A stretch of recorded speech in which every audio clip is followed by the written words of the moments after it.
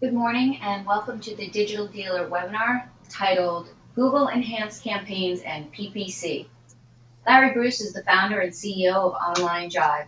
Larry has over 16 years of retail automotive management experience in dealerships all across the U.S. His automotive credentials include GMAC Finance Department training, Carl Singer and Pat Ryan Finance training, Chevrolet Legion of Leaders, as well as Chevrolet Truck Sales Honor Club. Please welcome Larry Bruce. Thanks, Kim. Hello, everybody. I hope you can hear me well, and we're going to jump right into the webinar. If you'd like to follow along with us, we're going to be following along on Twitter. You can use the hashtag BCAA. Submit questions that way. Obviously, you can use the webinar Q&A feature to see the questions, and at the end of this presentation, we're going to do a live optimization. So if you have keywords and that we can search for, take a look at your ads, take a look at your landings. We'll be giving you live real-time tips on how you can get better click-through rates and better conversion out of your PPC campaigns. But the first thing we're going to jump into is Google Advanced Campaigns. This is AdWords equivalent to Google Panda. This is I can't describe it any differently than a major change in how AdWords works. And basically what it comes down to for advanced campaigns, and you will not have, there will be no choice. Google's not asking you to upgrade to advanced campaigns. They will eventually herd all of us into advanced campaigns. And basically what it comes down to is that desktop, tablet, and mobile will now all be one campaign. It used to be you could separate your campaigns by these various devices, but now Google has basically said, look, desktop and tablet, because they act similarly, will now be one, and all keywords will be shown on desktops or tablets, and you have no choice in the matter.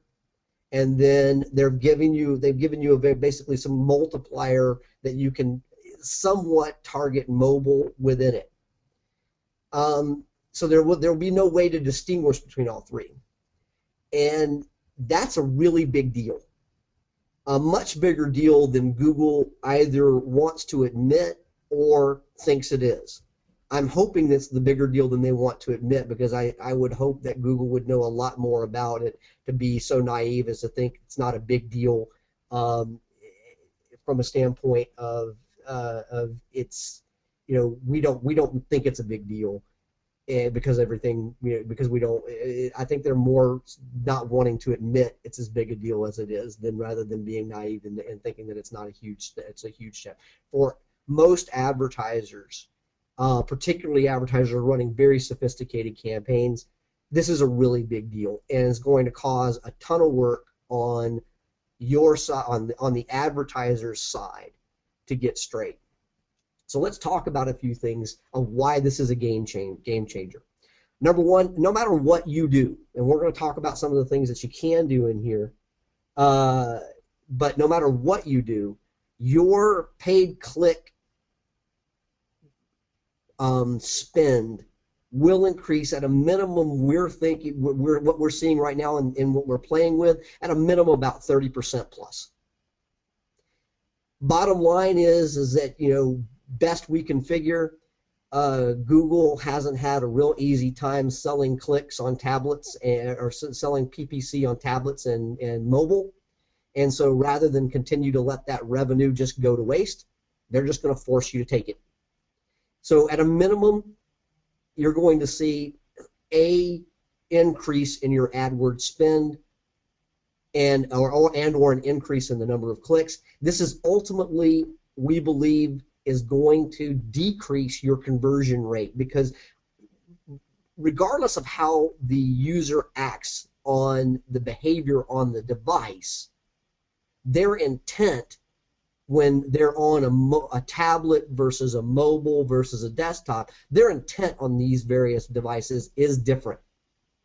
And that's the real problem. You can't look at the intent of the user or you can't try to optimize for that intent of the user based on the device they're using. You will have to at least start to think about all the ways somebody might be using, or what the intent is behind the visitors who use tablets versus visitors who are on a desktop, and look at the tablet perspective. You're going to at least have to take the tablet perspective into account now when you're talking about your landings, and you're talking about your ads, and you're talking about the keywords that you buy. This is not just in terms of the display, but in terms of the behavior, but more across the terms of the intent of the user. So you're going to have to, at the very minimum, take that into account. And for automotive, this change basically puts you completely out of mobile at this point, in our opinion. In that because you cannot no longer distinguish between a mobile user and a desktop user, you have to just basically cut the mobile users out entirely, because they are when on a mobile application, your automotive marketing is completely different than if it's on a desktop. There's not even a close to similar intent that you have, they have, or in the behavior. So mobile is basically, in our opinion, it's going to be completely out. As a matter of fact, we're opting all of our clients out of all mobile, period, when it comes to enhanced campaigns. It's just the way it's got to be. So what does it all mean? Well, if you have campaigns right now and you're not doing anything in mobile or with tablets, then your migration is going to be relatively easy, and you're not going to really have a lot of work ahead of you, but you are going to see your spend go up. Period. End of story. The reason, regardless of the nice little spin that Google's trying to put on this, regardless of that, the fact of the matter is Google did this to increase their revenue, and it's going to do that. So your spend is going to go up. Other than that, if you're not doing anything in mobile and tablet, your migration to enhanced campaigns won't be terribly difficult. You won't have a lot of work, a lot to do. What is going to be a problem is that your ability to target tablet over desktop is going to be gone. Period. You will not be able to optimize or your ads for the intent or the behavior for tablet users versus desktop users. As far as Google's concerned, they're all one and the same. And they've made a pretty good argument on the behavior side. What I think Google missed, either one, because they don't want to admit it, or two, because they don't understand it, is the intent of someone on a tablet versus the intent of someone who's on a desktop. So it doesn't really matter at this point, because your ability to distinguish between the two will be gone.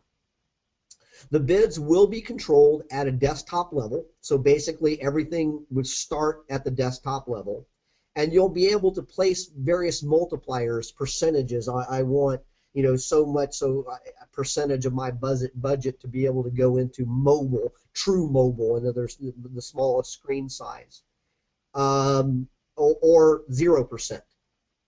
So you'll be able to determine a percentage in mobile, but that's it. And you won't be, but there will be no distinguishing certain keywords for mobile versus certain keywords for tablet or desktop. What is kind of cool is you'll have some interesting things that you'll be able to do with proximity to your store, proximity to the user's proximity. You'll have some neat things there, and day and time things that you can play with, and these will become the things that you'll have to basically, particularly if you're going to try to do anything in mobile, these are the things that you'll have to play with in order to keep this stuff going on. or try to make mobile work, if you will. I shouldn't say this stuff. In order to try to make mobile work, these are some of the things that you'll have to do to make mobile work, and it's going to take a lot of time. It's going to take a lot of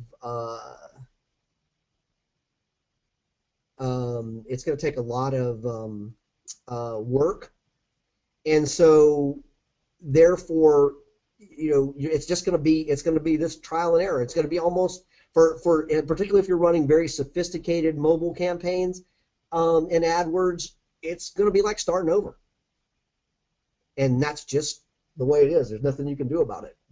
At the end of the day, it's their network, and if you want to play on it, you're going to have to play by their rules. So the next thing I'm going to try to go over is some things you can do right now to avoid the PPC Pit of Doom. Because if the one option you don't have is just sitting around waiting and kind of ignoring it, hoping it'll go away, and just letting your account get transferred over to AdWords enhanced campaigns and doing nothing about it. If you do that, you're in for a very expensive, very costly mistake.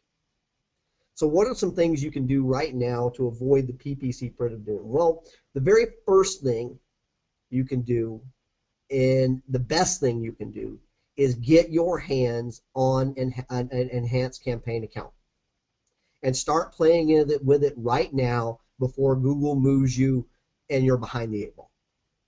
There's nothing going to be better than hands-on real-world experience.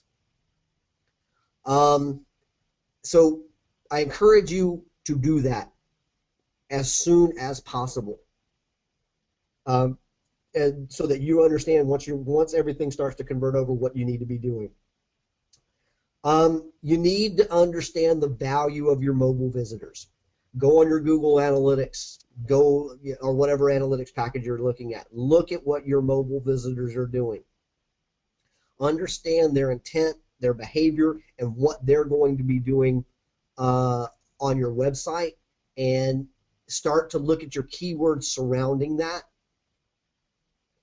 and so that you can start to understand. Because if you do put a percentage of your budget into mobile, if you do go in and say, I want so much in mobile, I want so much of my budget to go into mobile for these keywords, then you need to really understand what that customer's intent is so that you can write the proper ad. You need to really understand what their intent is so that you can land them in the right spot. And be absolutely certain that you are optimized for mobile when you do it, obviously, because there's going to be a big percentage of them coming into mobile. There's no doubt in my mind, and only time will tell this, but there's no doubt in my mind that the biggest number of new clicks that you start seeing from this enhanced campaign will come from mobile. So those are that's one of the things you got to really understand your mobile visitors. Play around with the different ads and app extensions, particularly for mobile, as they start coming through. As Google starts changing these over, they're obviously going to start to add app extensions and look at different. You need to be looking at different ads, and Google's going to start adding new app extensions. Look at the app extensions that are there for mobile now. These things will become very important if you are trying to put part of your budget in mobile. Also, stay tuned to the resources page on the Online Drive blog, because as we find out new things, we're going to be posting more and more new things there.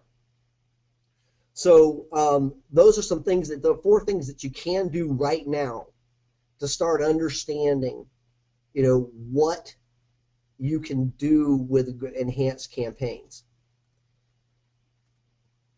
So real quickly, I'm going to go through a couple of things. I'm going to go back to the other slide real quick and talk through a few things that we're seeing and that you should be aware of.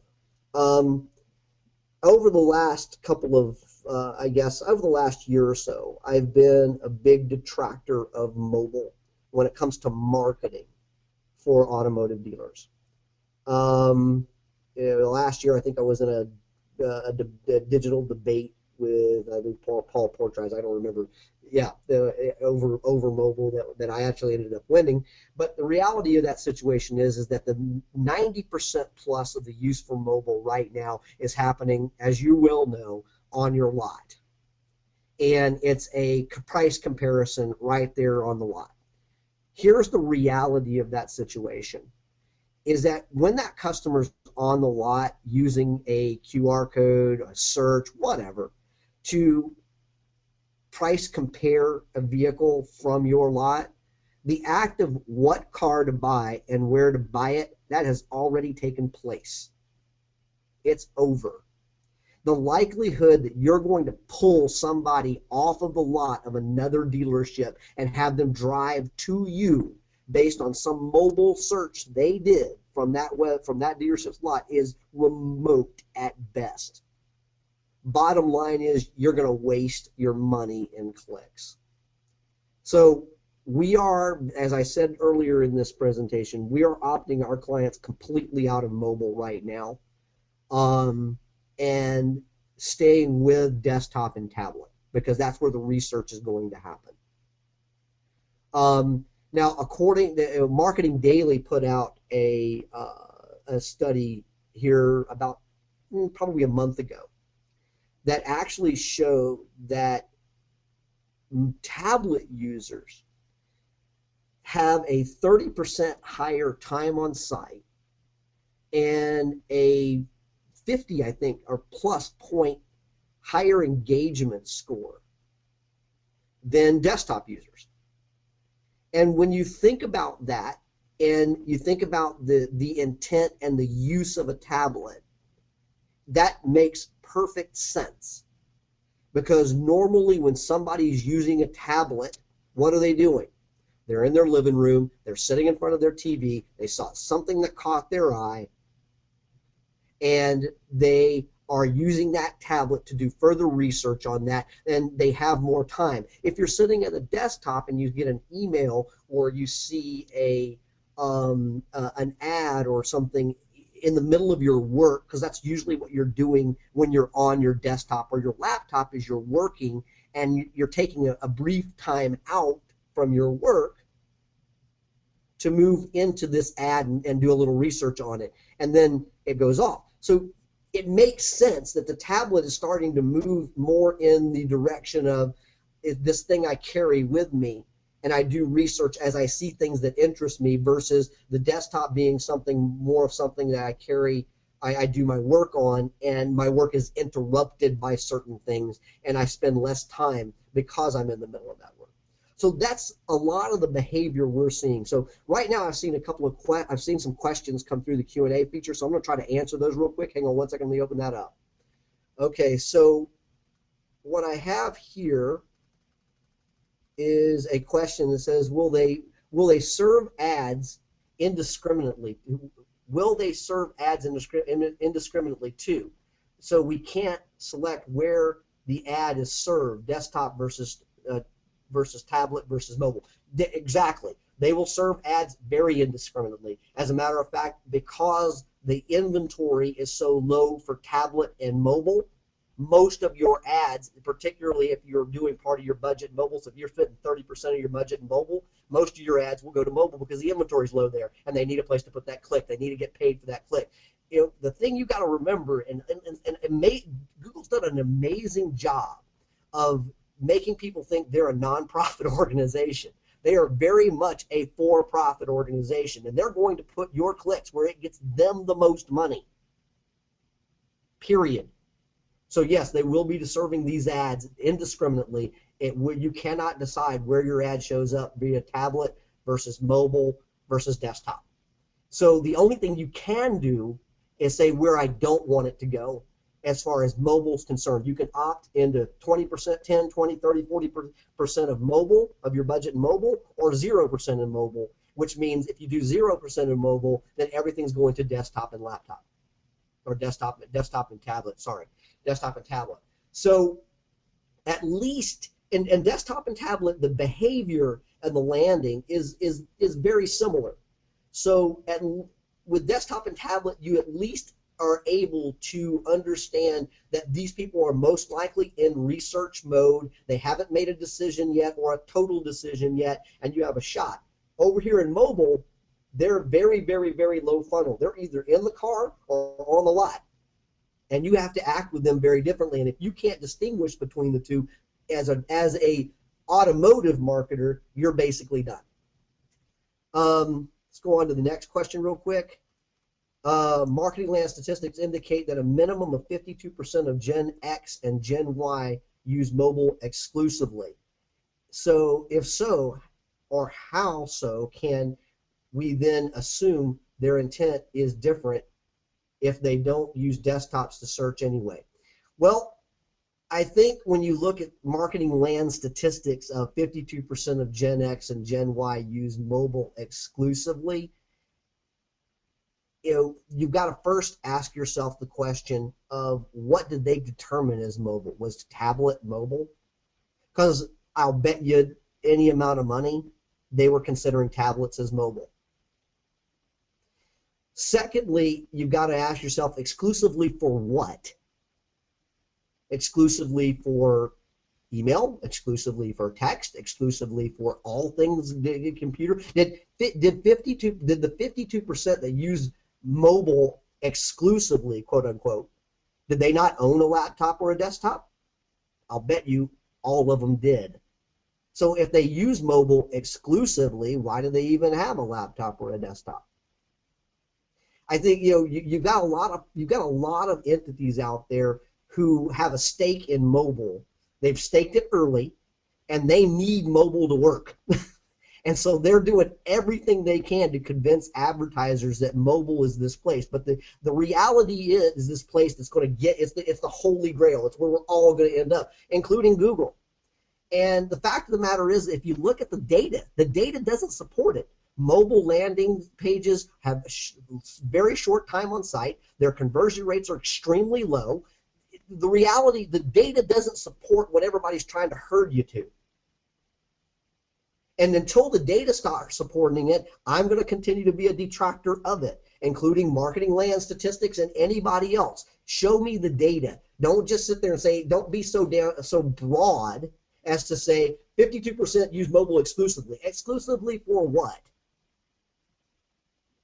So I think you gotta think beyond the spinnerbait that some of these places put out with these statistics, and think about your user and look at your data. Is 52% of the traffic that's getting to your website coming from mobile? I think not. I think not even close. So are you saying that most Gen Y and Gen X people aren't hitting your website? If that's the case, if all that's true, you got a big problem. We all do. So try to get beyond the spinnerbait. Here, what do we have here? Here slides and sorry, that's Aaron getting out there. There's a question: what about just creating a campaign where you apply 100% of the budget to mobile and all the elements are mobile driven? Well, that would be awesome if Google Enhanced AdWords lets you do that. It's not an include, it's an exclude. In other words, you can say, I want 100% of my budget to all go to mobile, but you'll still get desktop and mobile together. You can't say 100% all mobile and it worked that way. At least that's what we're seeing so far. Now that may change, because it makes more sense to do it that way, either all out of mobile, all in a mobile, and then we have a different campaign and we've got a little more control. But at this time, even if you go 100% mobile, you're not going to get 100% mobile.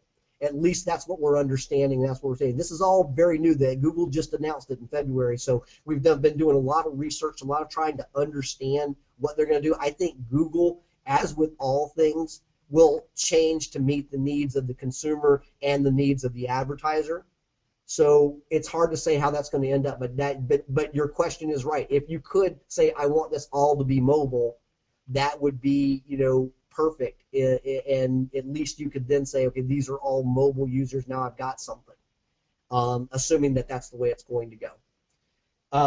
That still leaves the issue of tablet versus desktop without any control, and that's a bigger issue in our mind, because desktop users or tablet users rather have a tendency to have a higher income.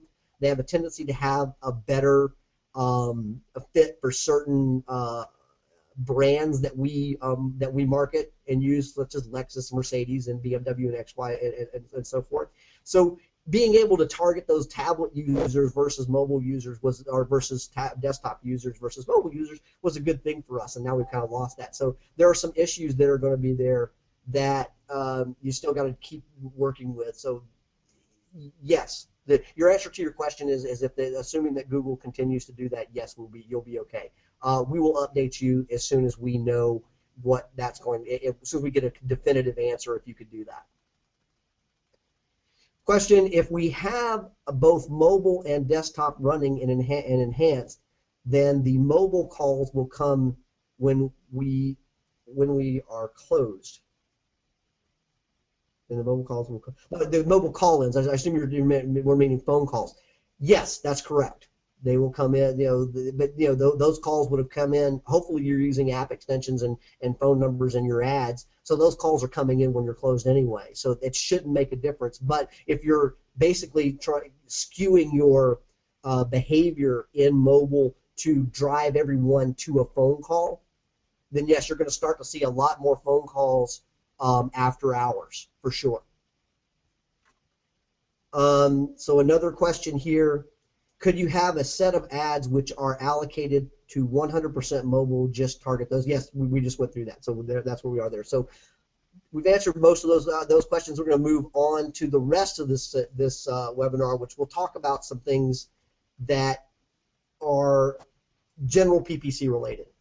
And I think one of the things that we really wanted to get across is what are the elements of a PPC campaign? What should encompass your PPC campaign or your PPC marketing? And one of the interesting things that I see is that a lot of providers seem to want to separate display, search, and remarketing. And I think this is more from a revenue standpoint than it is from what's right standpoint. The reality is you should never be doing search without display and remarketing. You should never be doing remarketing without search and display. And you should never be doing display without search and remarketing. So the reality is that these three things, PPC is display, search, and remarketing. And you need to realize that display encompasses not just display on Google, the GDN network or the Google Display Network, but GDN, Yahoo being another word, or MS Ad Center, and Facebook. That it's not just Google. So you should be looking at display across Facebook and other properties, Yahoo and others, and you should be really looking very strongly at where your display ads are going, and you should ask your provider, give me a list from the highest spend to the lowest spend of where my display ads are showing. And then you should never be doing either any one of these things separate. This is PPC is all of this. They are one thing. They are not separate things. One thing that the second biggest thing is you've got to pay attention to your ads and what the keyword intent is. There are way too many ads in automotive right now that say, come check out our inventory. Come see our huge inventory. Get a free price quote. Really? A free price quote? Think about it, guys. When did we start charging for price quotes? I mean, these are generic things that somebody's throwing out there, either your provider or you are, because you can't think of anything else that matches the keyword and the intent of the user. I mean, come on. Think about when somebody types in the keyword, what are they looking for? Somebody types in the keyword ABC Nissan. What are they looking for? Well, they're looking for you. Specifically. Have an idea, have that ad match what you're saying in the rest of your marketing. Integrating your message across all of your marketing channels isn't just a neat thing to do now, or quote unquote a best practice. It's absolutely critical. You have to be doing it. If you're not doing it, you're wasting money. Just stop. You're killing yourself. So, having somebody having somebody type in your name and your ad says, come check out our huge inventory. Well, what if they were looking for you for service? What if that, what about, there's other reasons why people would be looking for you other than, your huge inventory or your free price quotes. So your ads are hugely important. Your ads do a couple of really key things. Number one, they set you apart from the rest of the ads in the organic listings. Your competitor isn't the guy down the street. It's the other ads on the page. But the second, probably most important thing is your ad is like a salesperson during qualification. If you put up there, hey, come get a free price quote, come shop our huge inventory, you're basically saying, hey, click here, cost me $5 and shop me. Really? Is that what you want? I think not. So realistically, what you need to be understanding, if you're looking at a sales ad, 3 things a customer wants to know. Do you have choice? 1.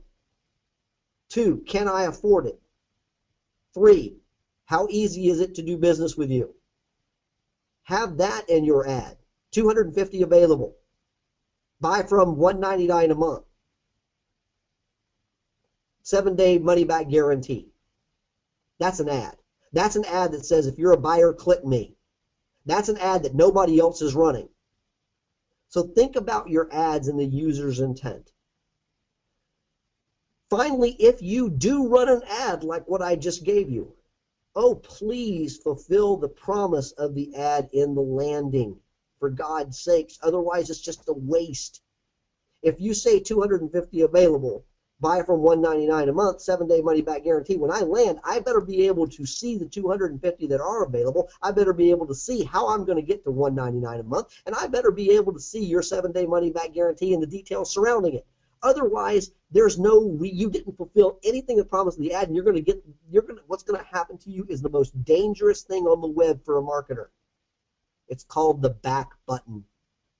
I just cost you $5, and I terminated your ability to interact or engage with me with the click of a button.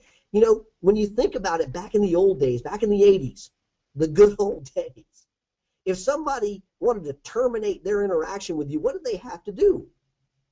They had to leave your store. How many managers did they have to go through to get out of that place? You had some ability at that time to re-engage and stop. Now it's too easy. And now because it's so easy, you have to be remarkable. You can't just be adequate.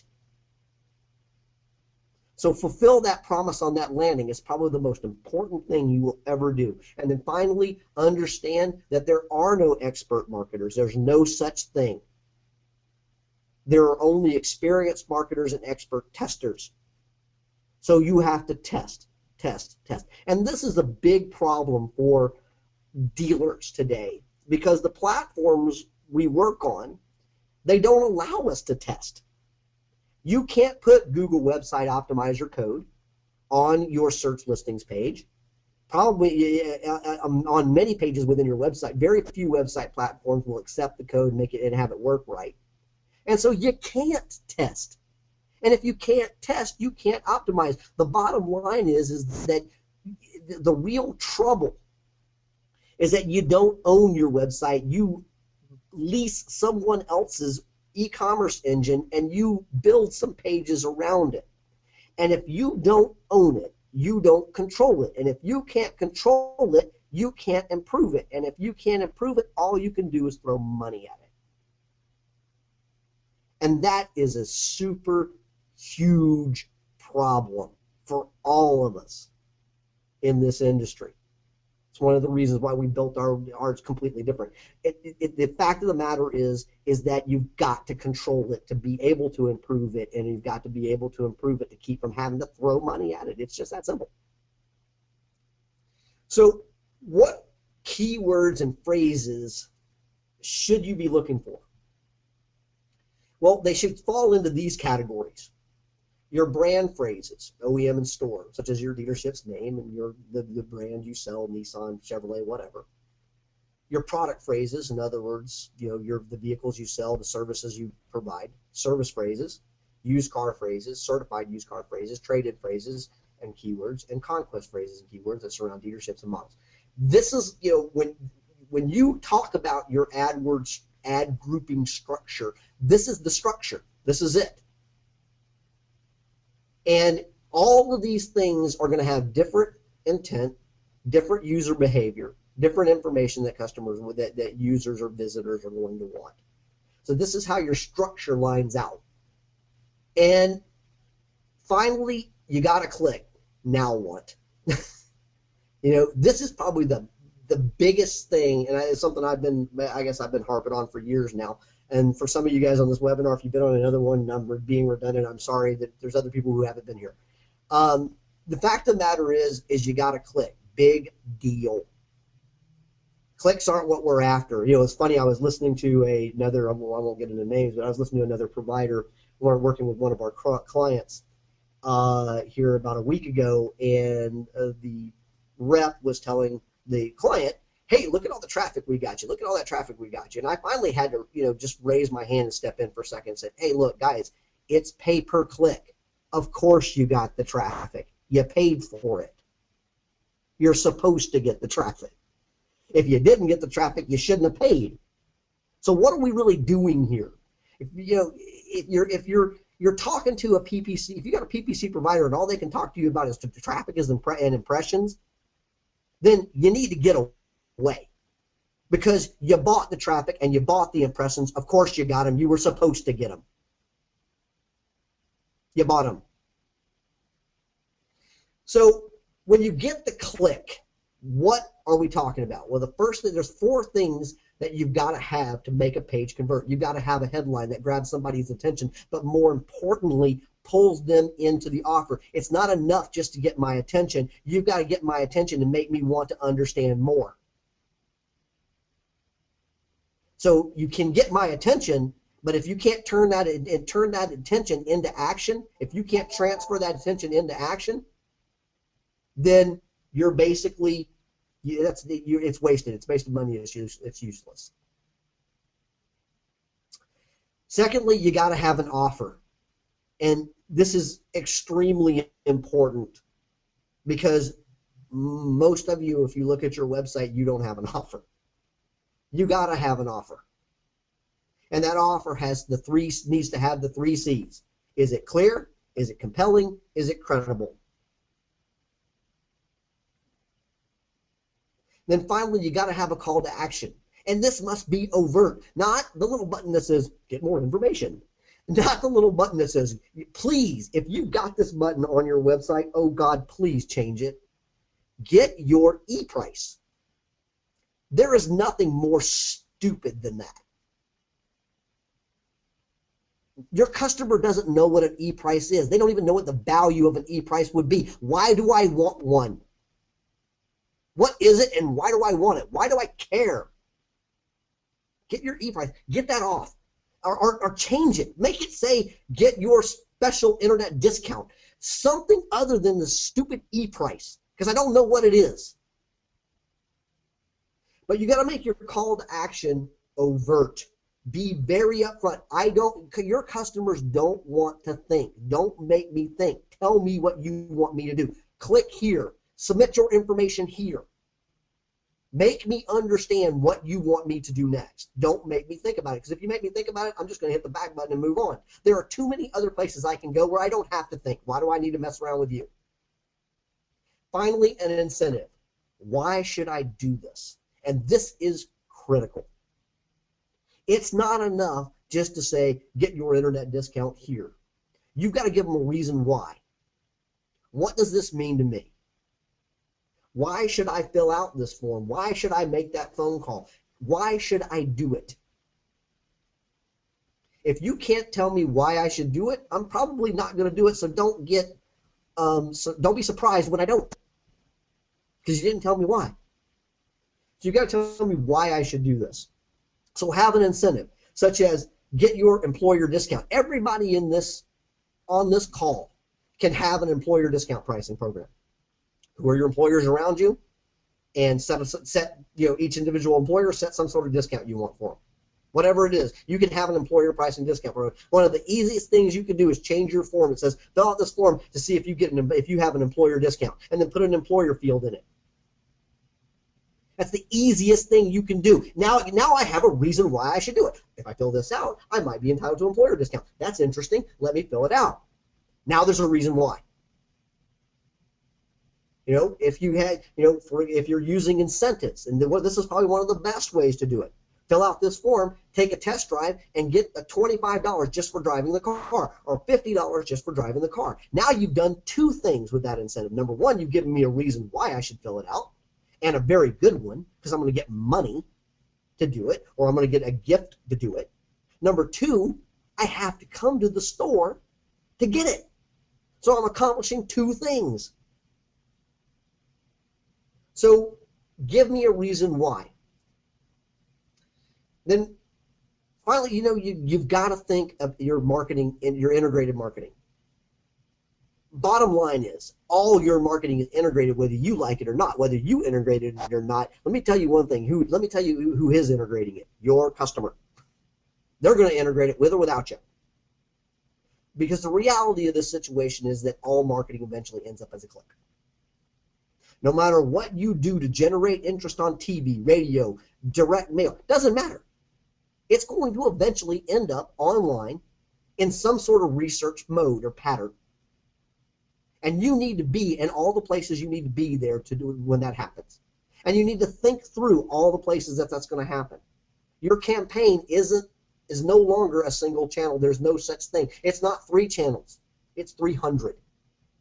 It's 300 million maybe, depending on how you look at it. One of the things you can look at is running heavier PPC bids on certain keywords during your electronic media schedule. So if you're running a heavy TV schedule on a Friday for a weekend sale coming up, look at what that message is in that TV campaign. Think about all the things that a customer might put in a search campaign when they saw it, because they may not see you put a TV ad and you put your website down there. They may not see your website. They might not even remember it's you. In many of your commercials, I've seen a lot of TV commercials where the dealer is so almost seems to hide their name somewhere in it.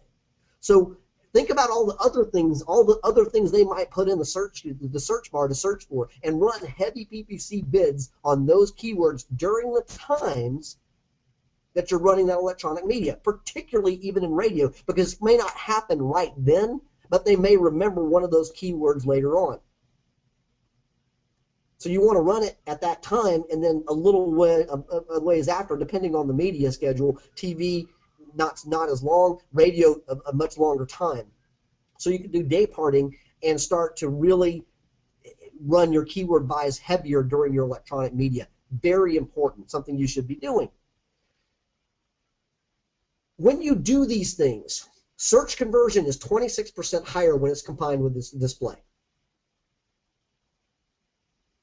So while display still gets a very low click-through rate and a very low conversion rate, no question about it, it boosts your search marketing.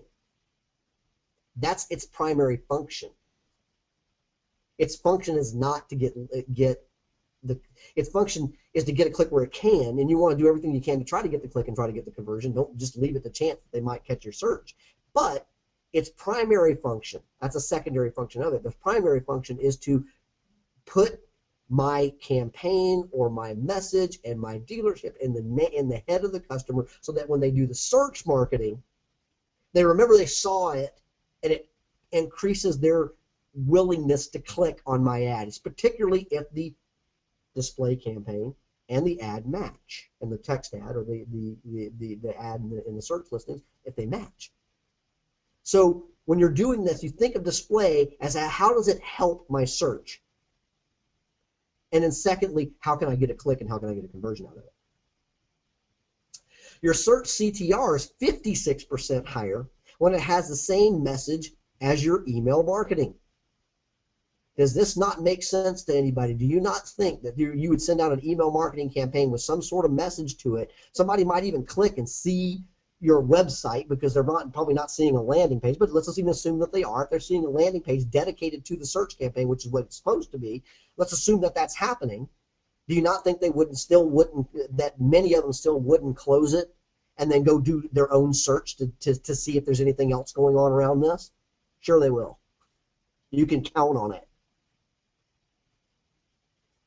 Finally, email conversion is 200% higher when there is an incentive to convert. Right now, again, the rules still apply. The email marketing is just another way to drive traffic. But once that traffic gets there, I still have to do all the same things. I got to have a headline that pulls me into the offer, an offer that's clear, compelling, and credible. I've got to have a call to action that's strong, that tells me what to do, and I've got to have a reason to do it. It's not going to change. When they get to your landing, none of that's going to change ever. So when you look at your email marketing, if you put an incentive in there to give them a reason to do what you want them to do, you're going to get 200% more of them to do it. You can count on it every time. So lastly, what do you need to know about your PPC provider? What questions do you need to ask them? What do you want to know, or what should it look like? Number one, and this is for me, this is if I'm in a dealership or if I'm running a dealership, this is a non-starter. If I don't own the account, and I don't have my own login into my MS Ad Center account, my Facebook account, and my Google account, forget it. We ain't doing it. We're done. If you can't even get that basic level of transparency into your program, you and I are finished. So one of the things you want to know, can I get to my own account? Because it's the only way you're going to really understand if the money you're giving up is getting spent where it says it's getting spent. And particularly your Google account is extremely important. It's got value. It's got a quality score assigned to the account. It's got quality scores assigned to the keyword. It's got quality scores assigned to the ad groups. It's been building up over time as you've been using it. It is important. So it has value. You don't want to not own it. You need to own it. Secondly, how are you tracking my conversions? This is important because most search providers don't control their own landing.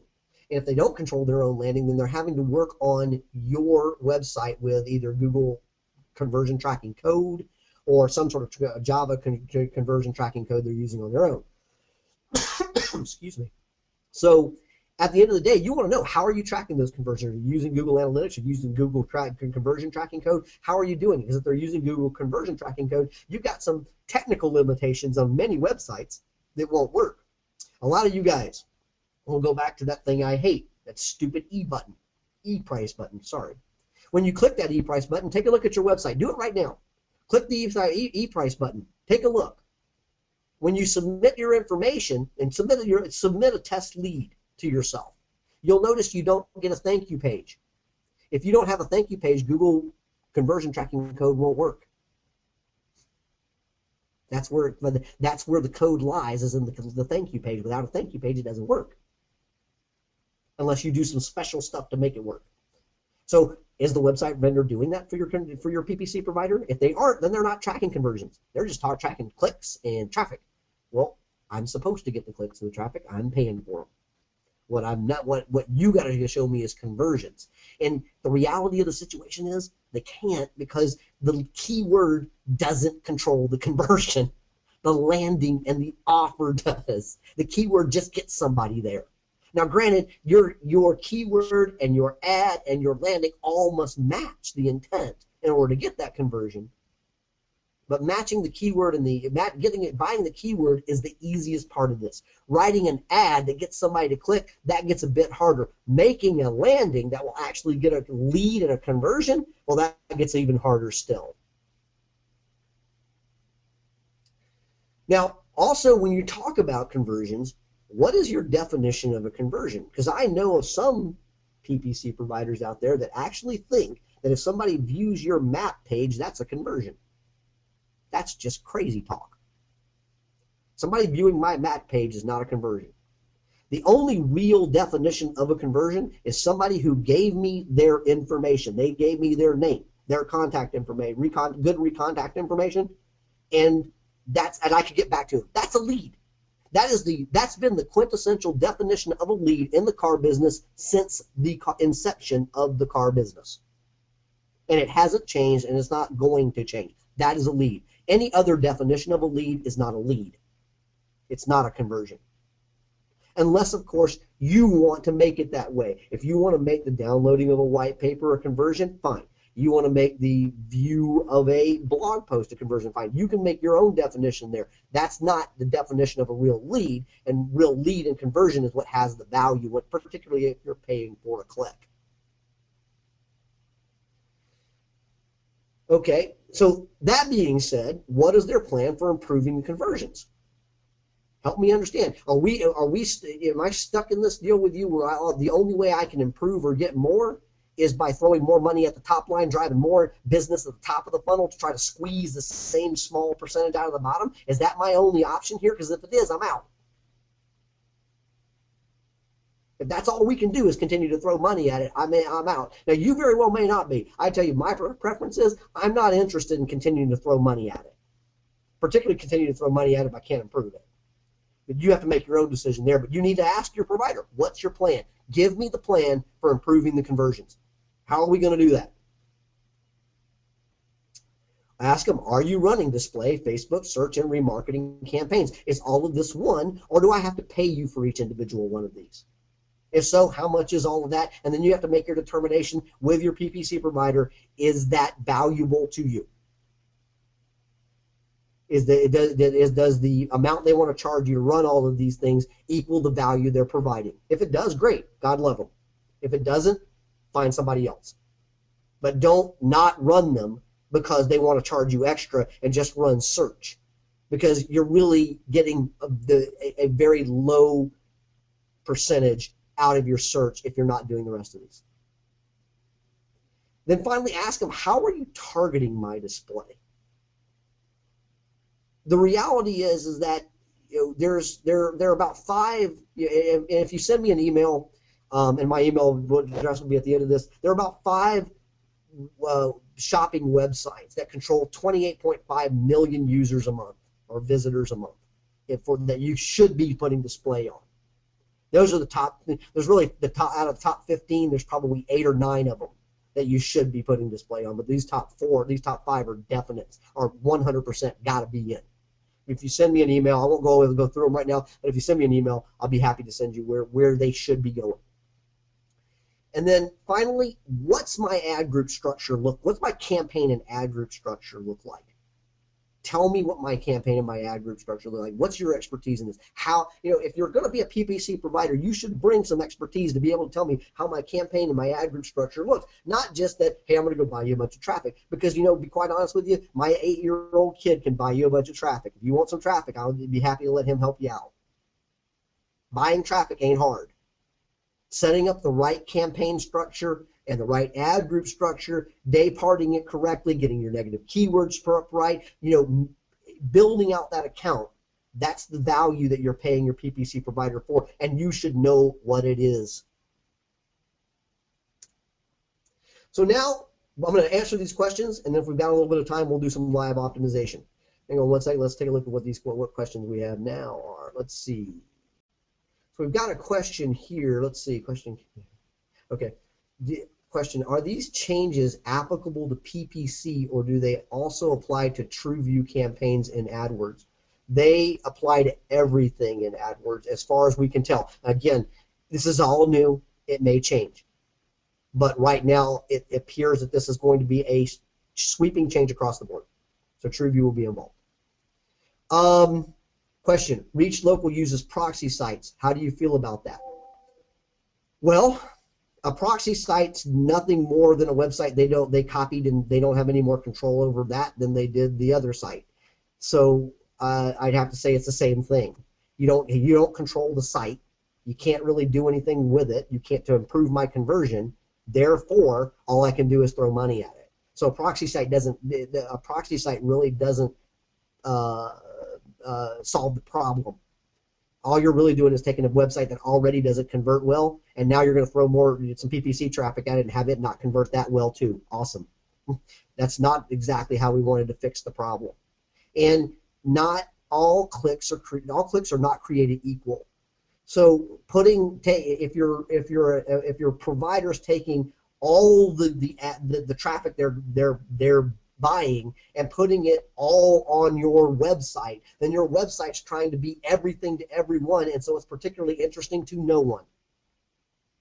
Therefore, I'm going to tell you how I feel about that. Bottom line is that that's not any better than sending it directly to the website. The only reason you're doing that is to try to go back and show some conversion metrics. That's the only reason you're doing it.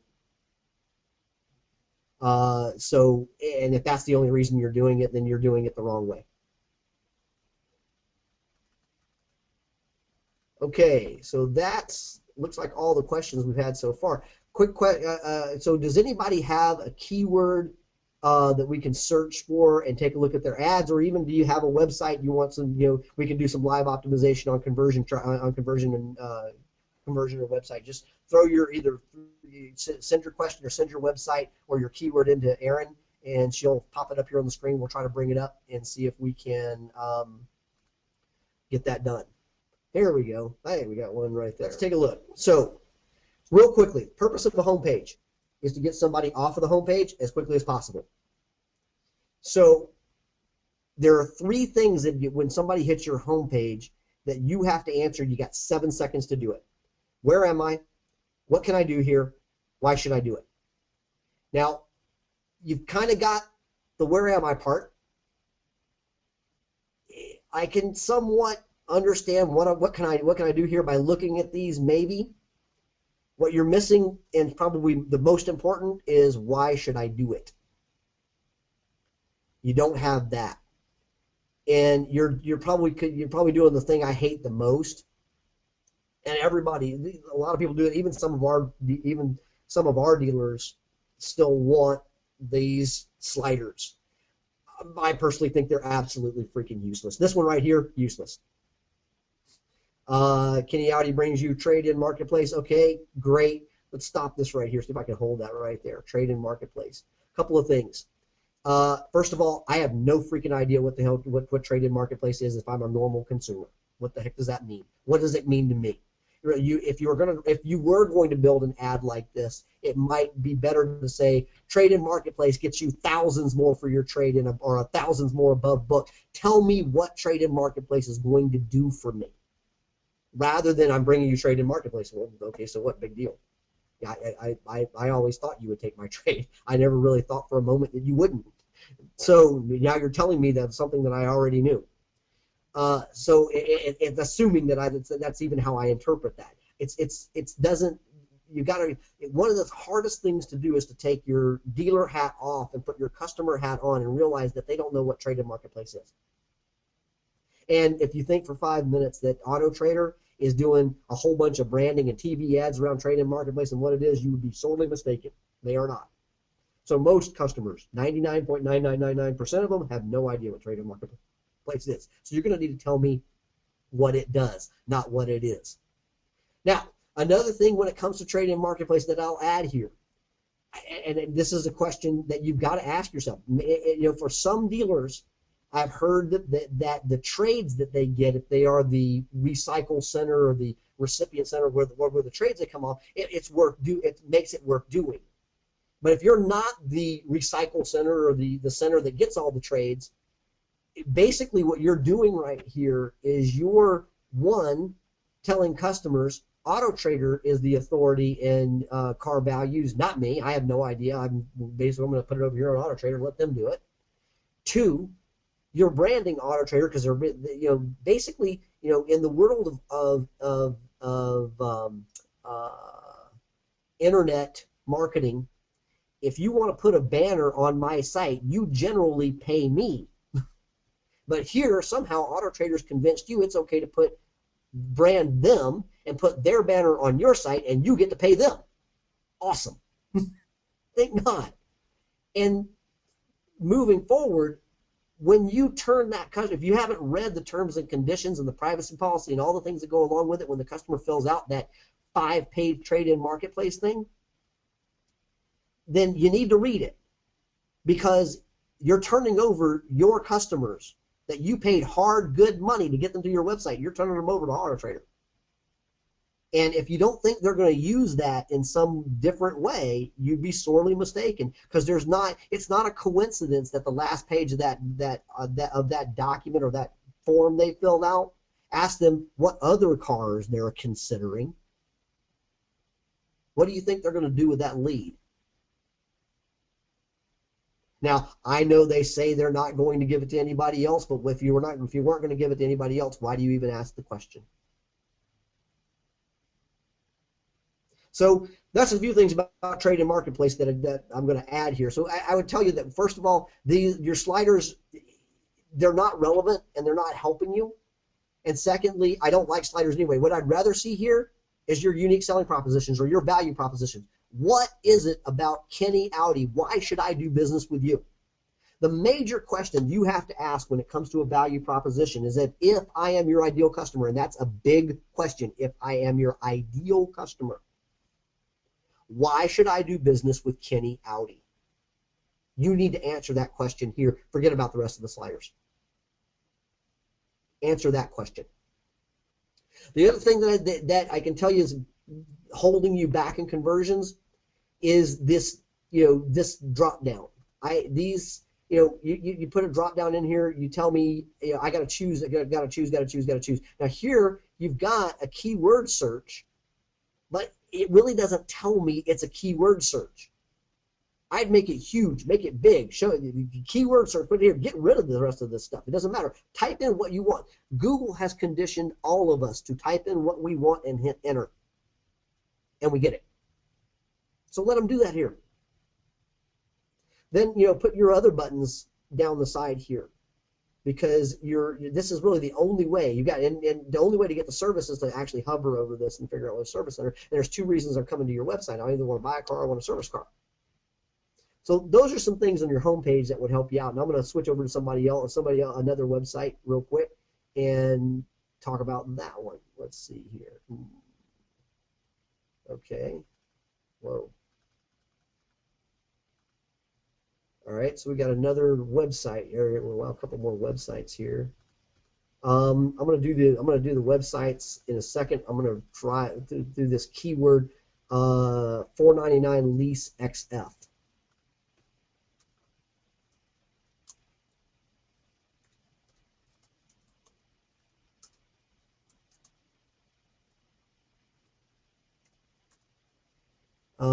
Would have been helpful. I assume this is you.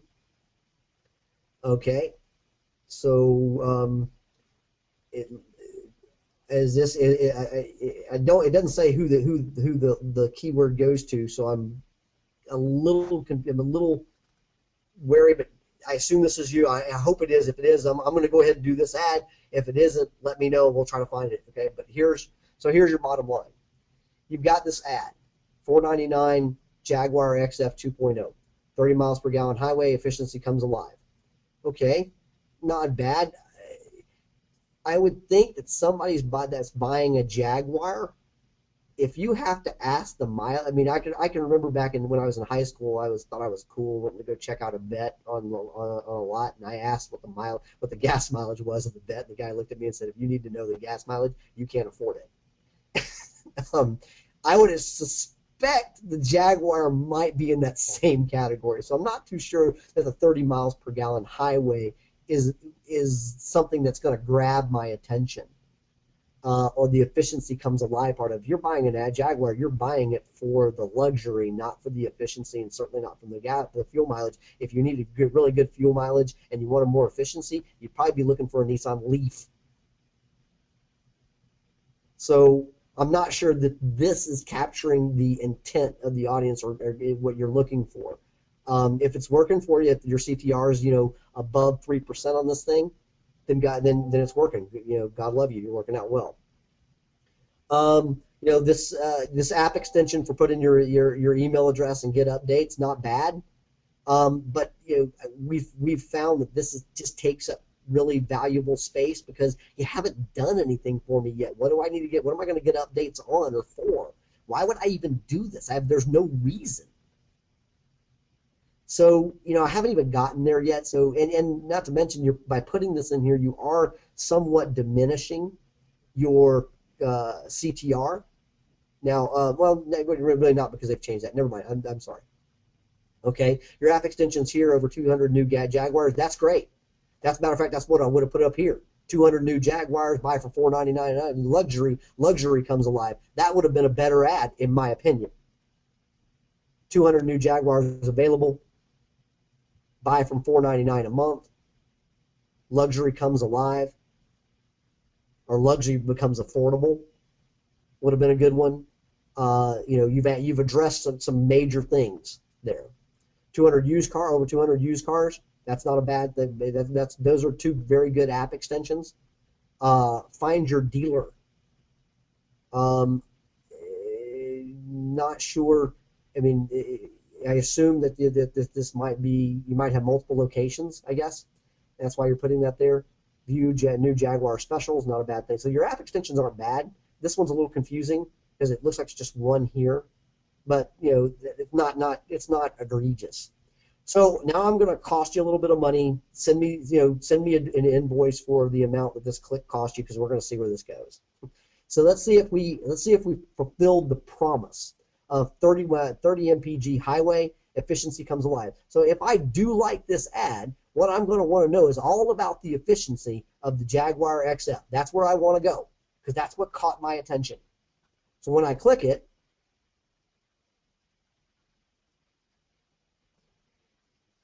you took me to your specials page. Yikes.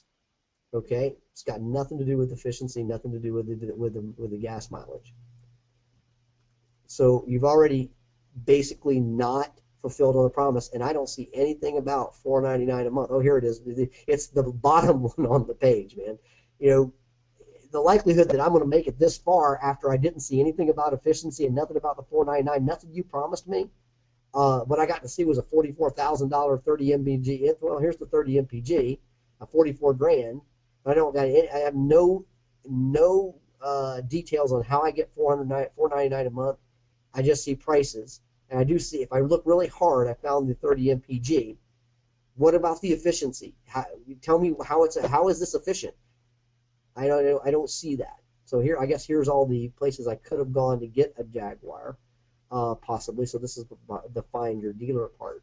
I have to scroll all the way down here to get the $4.99 a month, and then it doesn't tell me anything. Just a 2.0 Jaguar 30 mile per gallon lease for $4.99 a month. I mean, okay, $4.99 a month. How much down? Okay, I got to get down here in the fine print, I guess. Let's see. Yeah, here we go. This will tell me how I get to $4.99 a month. Okay, you put it in the fine print, which I guess is fine. That's not a horrible thing. But if you were going to tell me it's $4.99 a month, you should have given me some detail around it. Most importantly, what's the one thing on this page you're absolutely missing to get conversion? Actually, there's two things. Think about it. I'm going to give everybody about 30 seconds to look. I'm going to scroll through and think about it. What am I missing? A phone number and a form field, man. If I did like this, how do I tell you I like it and I want it? I mean, at least put a phone number in here. If you're not going to do anything else in this banner ad, put a phone number. You've got all the space right here, man. Give me a phone number. Let me call for details. Tell me what to do. You got no call to action. You got an offer. You got really no headline here to speak of. Is ever Hamburg Jaguar, Southern California, big deal. Okay, I got no headline to really pull me into these offers. I got a few offers that have sparse information or detail around them at best. I've got no call to action. I got no reason to do it. And even if I wanted to do it somehow, I really couldn't unless I kind of looked over here. Oh, okay. Well, I guess I could call this guy here. Could you make this phone number any smaller? Because I'm not sure. I think it's too big right now. I'm being facetious. Bottom line is, this is a super low converting page, and there's a whole lot of reasons why. So you didn't fulfill the promise of the ad on the landing.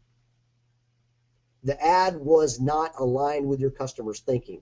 You know, people that can afford $46,000 for a car don't worry about gas mileage. They worry about a lot of other things. Now, gas mileage is neat. It's cool, and we certainly like to see it, but it's not the primary thing I'm thinking of when I go to buy a Jaguar.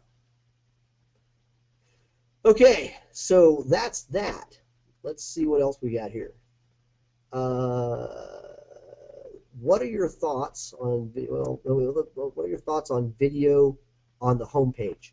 Same thing. I mean, unless the video is going to get your value proposition, ready to go, then unless that video somehow is going to transfer the value proposition, then I'm going to tell you the video is useless too. It just depends on what the video is. I think video is great. And if you can get your video to transfer your value proposition, that's awesome. But it's the value proposition on the homepage that you're looking to transfer, not anything else, not all this pretty fluffy crap that's going on here. If somebody stays on your homepage like this long enough to see all this crap, then your homepage is wrong. Your homepage is messed up. Somebody should get off the homepage is designed to get me off the homepage as quickly as possible. Okay, so we're going to go to southcoasttoyota.com here for a second. Let's take a look at that one real fast.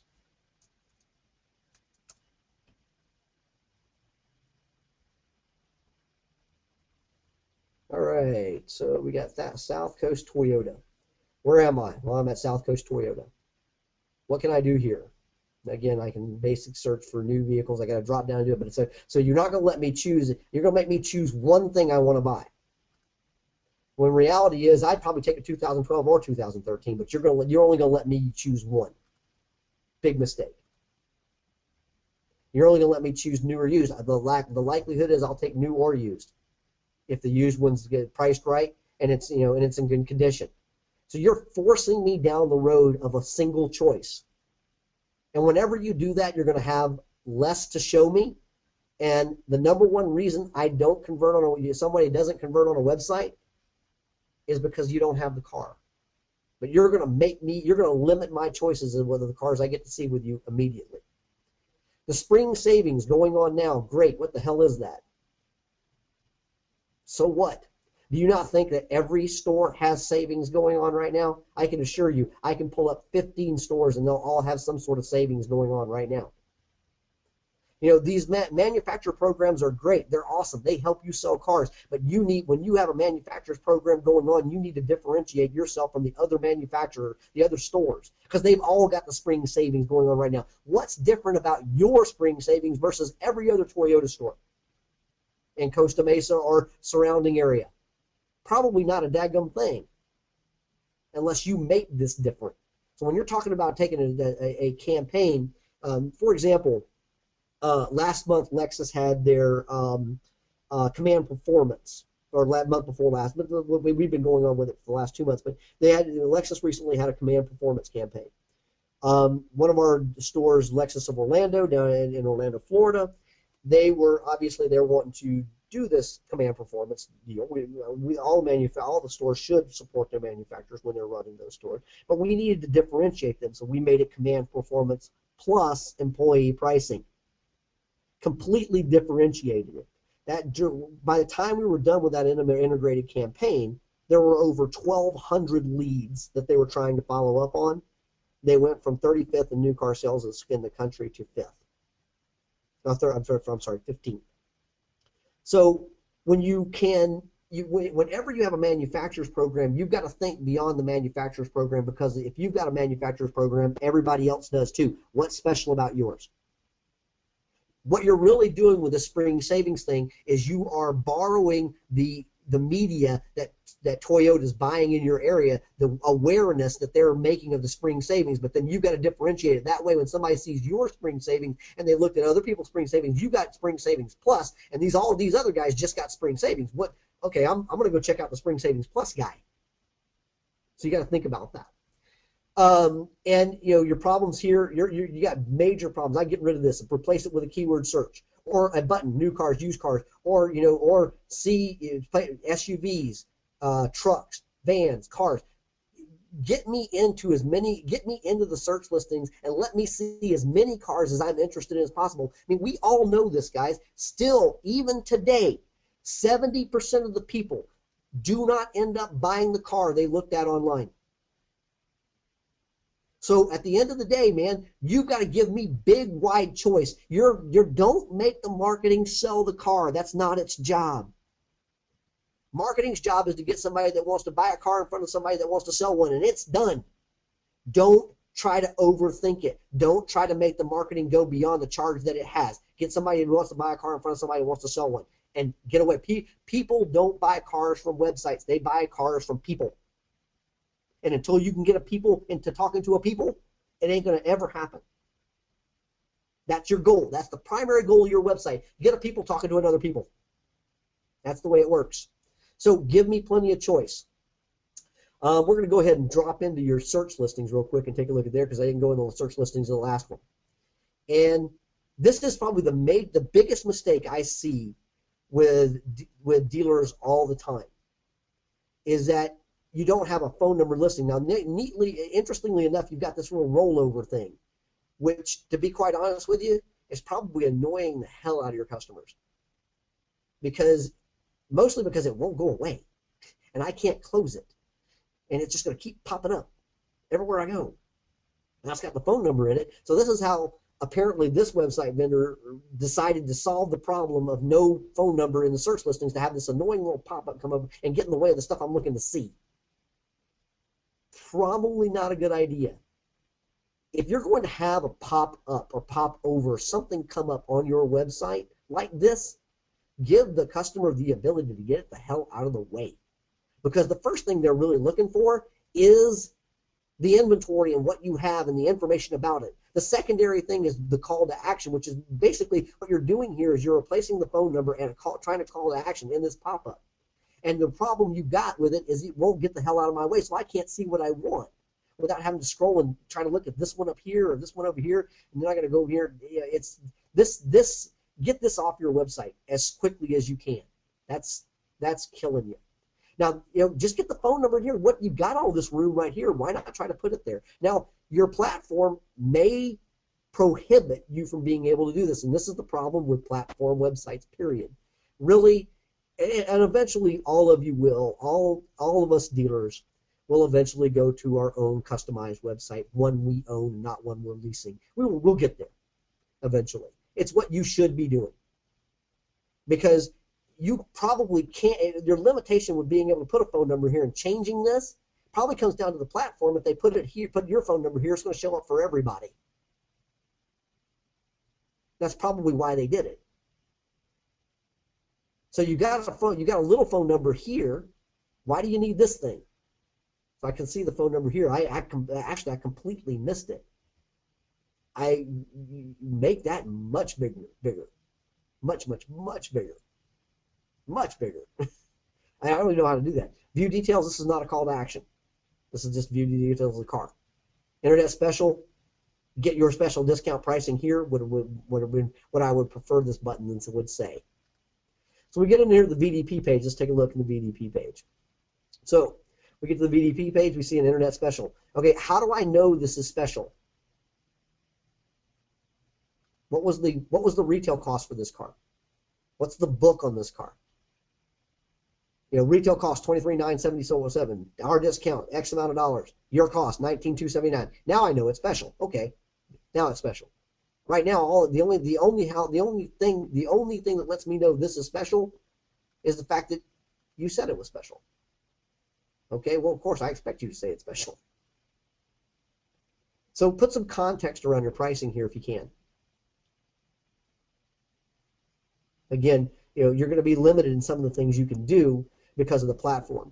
Then finally, the biggest problem you got here. This is great. Phone number's big. Phone number's dead. I would choose something other than red. This usually means stop. That's not a huge thing, but it still can have a psychological effect on a customer. It's big though. If you can make it bigger, I definitely do that. Amazingly, every time we make a button bigger, every time we make a phone number bigger, we get more. So if you can make it bigger, that would be awesome. But your biggest problem right here in the VDP is that your form, if you want to get form leads, it's below the fold. It's way down here. Now, you may be pushing phone calls, and that's what you want, and that's great, and that's great. You're getting more of those than you're getting form leads, that's for sure. The other thing you want to watch out for, I'm not a big fan. You can do it if you want to. Why in the world would you want to put a payment calculator on your website? Why do you want to give me something to create an argument? Because do you think I'm going to put the amount of interest rate that your F&I department is going to give me in this thing?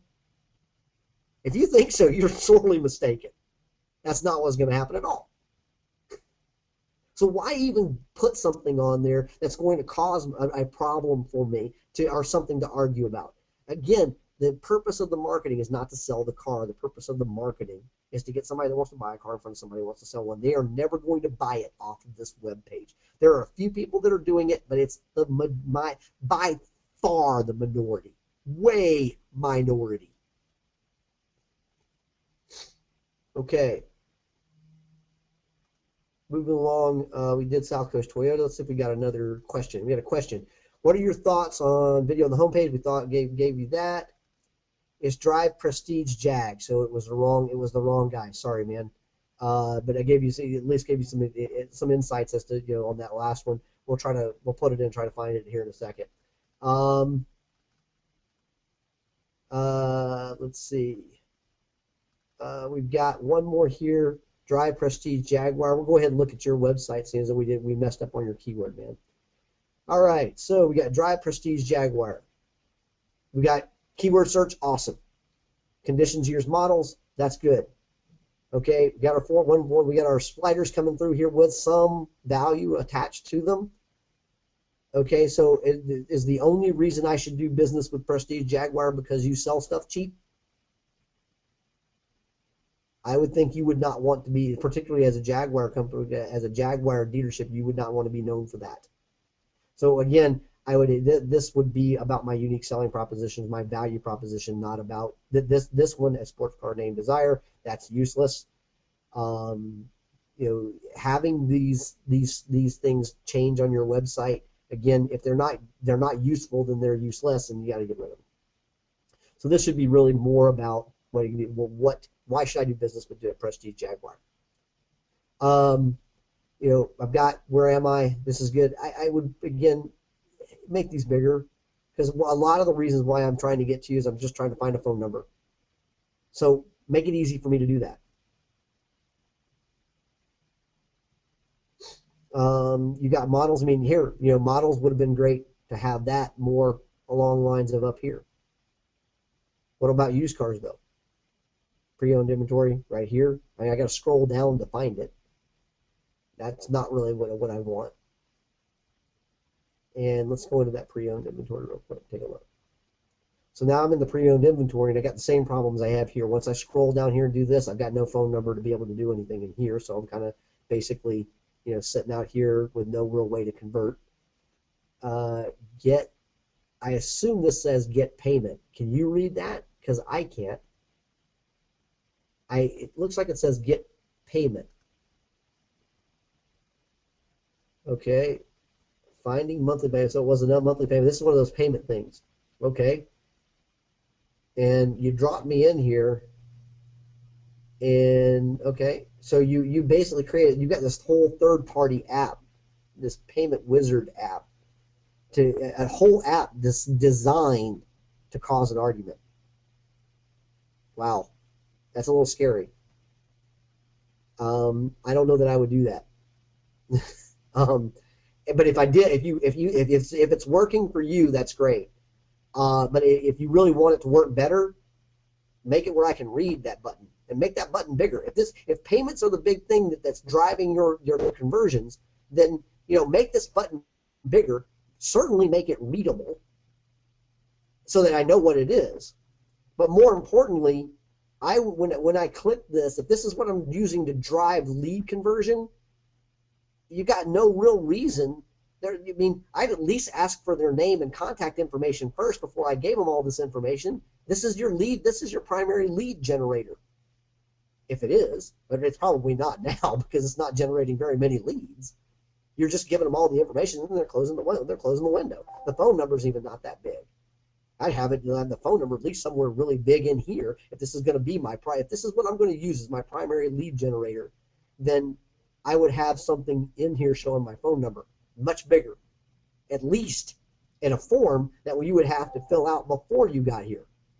Not put all this information in so you get pre-approved. What? If you're a Jaguar customer, you probably know whether you can get financed or not. And I don't need to get pre-approved most of the time. Okay, let's see what else we got in here for questions. Let's open this thing up. We did Prestige Jaguar. Wrong website. Oh man. I hope I was on the right website. Sorry if I wasn't. Okay, so Aaron's telling me Atlanta Volkswagen, the last one. So this is going to be the last of our live optimizations, obviously. Okay, we're going to do it though. Here we go, and we're going to go fast because I know we're running. We're doing a lot. We're running way over. So we're going to drive through this. Okay. So here again, Springtoberfest, another great OEM program that's going on right now. But what's so good about Volkswagen of South Atlanta Springtoberfest? But one of the best things you can do here, because one of the best events that Volkswagen ever does is the sign and drive. And I know we have a couple of Volkswagen stores, so I also know that this $159 a month program that's coming from Volkswagen. You have a fairly sizable down payment, but you can run the same zero down, and I think it was a 48 month lease versus a 36, and get to $165 a month. And which would you rather put? Absolutely zero out of pocket plus $159 a month, because you can obviously catch the other $4 or $5 to get to $159, and then you're the only guy that has a zero down $159 a month lease. Now that's the reason I should do business with you. Your Springtoberfest is obviously very better than the other guy's Springtoberfest. Otherwise, Springtoberfest makes you all equal. And of course, you got to realize Volkswagen doesn't give a damn who they buy that Volkswagen from, just as long as they buy a Volkswagen. They don't care if it's you. But you do, and if you're my client, obviously I do. So I want them to come to you. So that's one of the things you do here. Again, you've answered the question, where am I? Someone, again, answered the question here with these things, what can I do here? You haven't given me the reason why I should do it. You've given me all these fluffy little things. You've given me a couple of offers. You've given me all this fluffy little stuff in here with these sliders, but none of the sliders have told me why I should do business with Heritage Volkswagen in South Atlanta. What's special about you? That's what I want to know. And we'll drop into the pre-owned inventory on this one. Take a look. Here we go. You've got probably one of the worst ways to use an incentive right here. Great example. Because the minute I hit your search listings, you put this thing in my face. I didn't come here to get a gift card. I came here to find a car. So at least give me a few seconds to realize that I'm in the search listings and look to see if you have some cars before you throw this thing in my face. Give me some time. Now, incentives are a great way to drive leads. Awesome way to drive leads. The problem with incentives like this is, number one, you have this thing's not even branded to you at all, except for this little Das Auto Volkswagen thing. This is not, if you're going to have a $25 reward, have it be the Springtoberfest $25 reward program coming from Volkswagen. This whole coupon needs to be customized. to what's going on with Springtoberfest right now. It would get so many more conversions if it did, if you had that capability. Now, I'm not going to get into again. I'm not going to get into naming names. I just happen to know the platform that this particular deal is running. You don't have that capability. That's a crucial capability if you're going to run incentive-based lead generation, is being able to make this the look and the feel of this program act with your website and act with what's going on with your offers at the time. Absolutely crucial. As a matter of fact, it's this crucial. I'm going to tell you, if you can't do it, don't do it. Period. Now, the other thing about lead generation when it comes to this kind of thing is it needs to be branding you as well. And so what's going to be the customer's natural tendency when they hit this, when they see this pop up to do this? Now, here's a super huge problem with incentive-based lead generation right now, and incentive-based show generation for that matter. I just did what I naturally wanted to do, was get this damn thing out of my way so I can see the cars, and I started doing this. And where did the reminder for this thing go? In probably the worst possible place on the page that you could put it, lower left-hand corner. It is right now out of sight, out of mind, period. Now, again, you can't change that with this platform. But what you should have is that a button in each one of these search listings, if you can put it there, a really big button that moves to the right, and a header up here that's all about your incentive-based lead generation program. Right now, this is all you've got, is this thing right here. And once it's closed, the likelihood that they're opening it again, remote at best. Remote at best. And that's probably why you're not seeing the number of leads you thought you would see out of this deal. Now, the other thing you have in here is, again, you've got an internet price, okay? What is an internet price? What does that mean to me? Give me some context around that price. If that's going to be my offer, because this is no longer my offer anymore. Wow. So we clicked it. Oh, that's right. The other problem is when the other big problem with this is that I close this. I forgot about this. This is a technical challenge with this particular platform. When you close this here, and it goes down here, and I scroll down here, and I hit here, it pops back up in the same place, not where I'm at. So I just like I did just now, because I had completely forgot about that, I just naturally assumed it didn't work. So I just move on.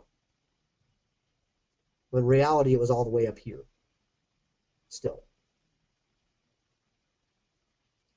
So other things that I would change in this SERP if I could. So I put some context around this. I put a phone number in here if I can get it in here. Okay, give me a call to get, what's my call to action? This is my offer. What's my call to action? This is not a call to action. See more details is not a call to action, man. You've got to have something better than that. So you're missing a lot in here that's going to get you any conversion. Internet price, contact us. That's not going to help you at all. Hopefully you don't have very many of those. Now, the last thing I'll say about incentive-based marketing in this particular technically challenged popover is that what's critical when you do this, and you got to think like a customer now.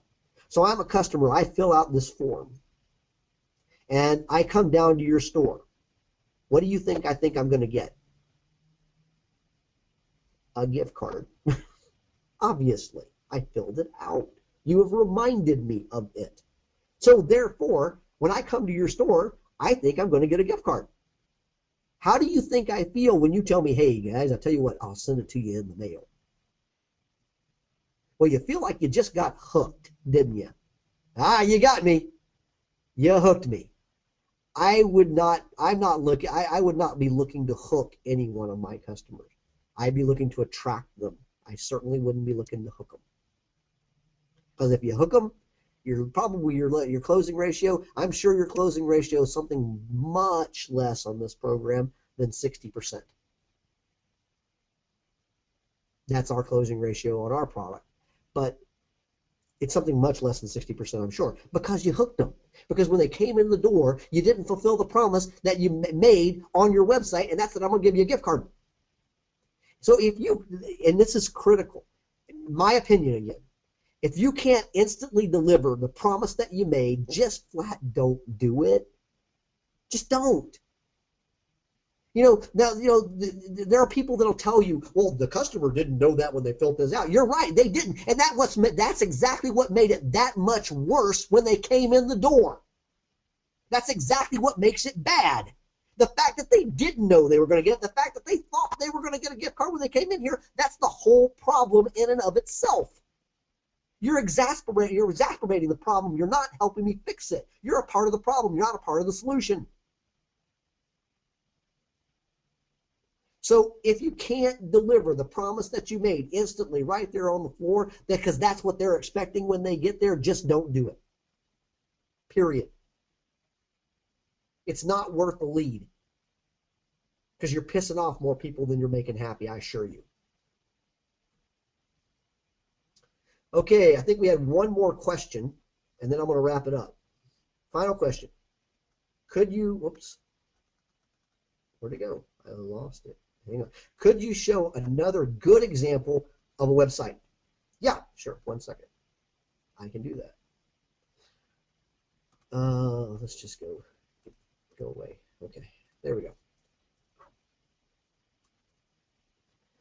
This is the one that comes to the top of my head. And they're doing, this is a website we built. They're doing the same thing we are. They want these sliders. These sliders at least having some value, but I don't want them, period. But, it's still your website, so I'm going to do what you want to do anytime you want to do it. But this should really be explaining the VIP program. We're actually changing that out now. I think I've won that battle. Big keyword search. Big buttons, new car, used car, certified, parts, service. Big, big, big. Let me know where to go. Big. I can't say that probably enough. Big, big, big. I know where I'm at. I know what I can do here. Why should I do it is still missing, because they need to explain their VIP program, why it's important to do with the business with Alan, not Toyota, and we're going to change that. Big buttons here on what I need to do. But very quickly, one click, I can either type in what I want or click and get where I need to go. Then when I get into here, I've got my phone number. I've got click here for VIP pricing. Okay, so I'm getting VIP pricing. It gave me a little bit of time. And then my popover came up, and it's all about what's going on with the VIP program and the programs that's going on with the store right now. It's all integrated, so it doesn't look like it's not a part of the site. I mean, if you go back and you look at the one we just looked at, let me bring that back up again if I can, just to give you some context around this.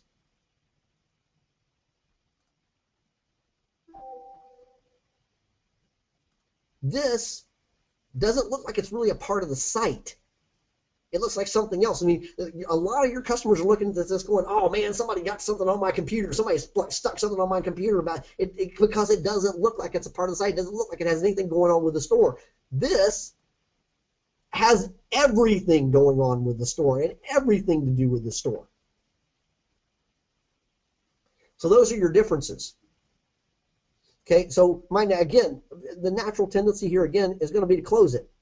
But you notice I close it, this is moving. Things on your website that move draw the eye. You want things to move. The things that you're looking to generate, that are lead generation wise, you want them to move. You want phone numbers in here, good stuff. You want a reason to do it. So I've got my headline that pulls me into my offers. I've got my call to action, click here for VIP pricing.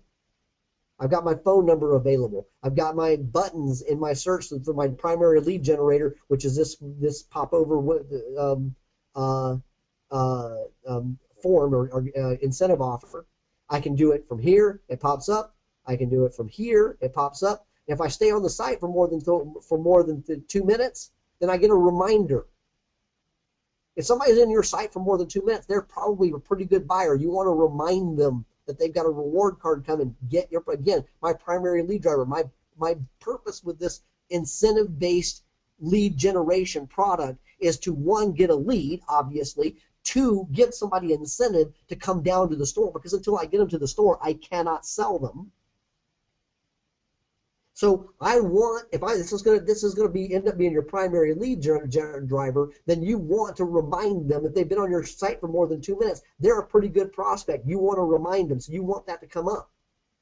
You need to be able to target this, and you don't want to just target it by time on site. You want to target it by geolocation, because if somebody's in my competitor's backyard, I might want to give those people $50 to come into my site.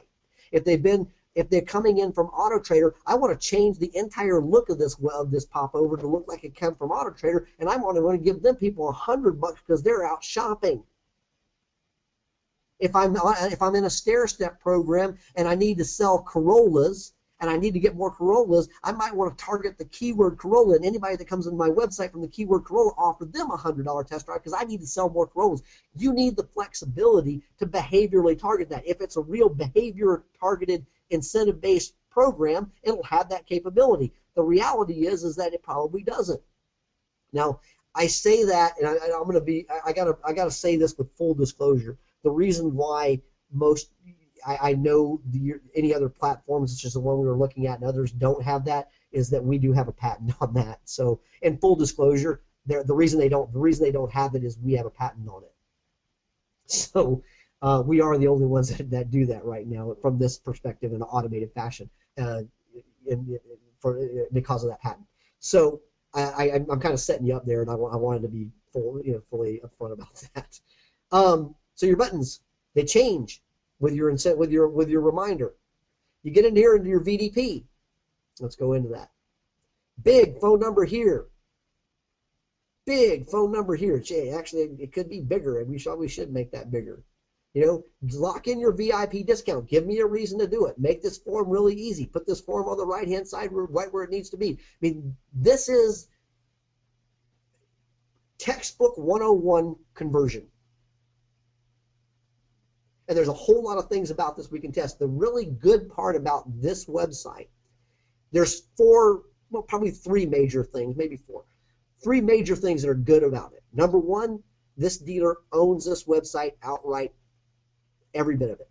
If they call us tomorrow and say, we want you to put our website on our server over here at this co-location or this area, we want you to put our website on our server, we absolutely can. That is the litmus test as to whether or not you really own your website. Can the provider put it someplace else, a place of your choosing that you control and you own? If they can't, you don't own it. So they own it. The second great thing about this whole website is it's WordPress based.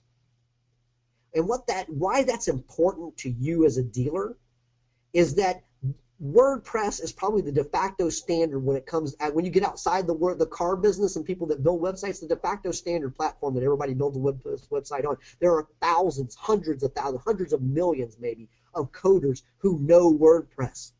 So even if this particular dealer says to us at Online Drive, hey, look, I tell you what, I don't want you to service our host or have anything to do with manage my website anymore, they can go find, there's an entire country dedicated to the support of this particular type of website, WordPress based. It's called India.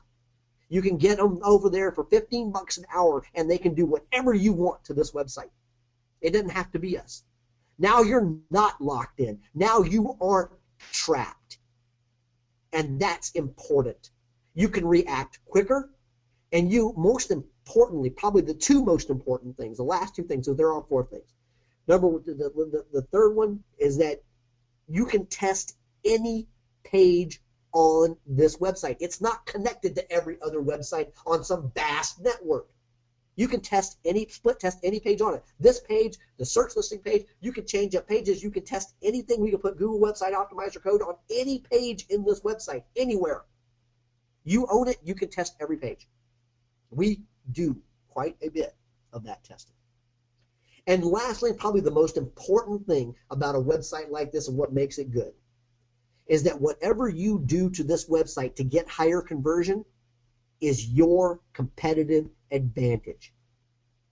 If for some reason Online Drive was to figure out on a platform website, Cobalt, Dealerskins, Dealer.com, blah, blah, blah, whatever, how to go in there and take your website on one of these platforms and get 50%, 100% more conversion out of it. how fast do you think every other dealer on your website platform would have it? How quickly would all your competitors be on your level? Seconds? Minutes maybe? Okay, maybe even days. But it won't be long. You can count on it. So how do you get a competitive advantage online? If online is the battleground, which is what it is, how do you get that competitive advantage? Fact is you can't. Okay, guys, I got to wrap up because I think I've gone way over. I feel like I have. Thank you so much for staying. For all you guys that stayed as long as you did, thank you so much. I can't tell you how much I appreciate that. I hope this was helpful. If you have other questions that I didn't get to, please feel free to email me. I don't know if I put the information up on the website, but I will do it right this second so that you have it. So there it is right there. So by all means, email me if you have questions. I'll be happy to answer them as much as I can. And again, thank you all so much for staying as long as you did.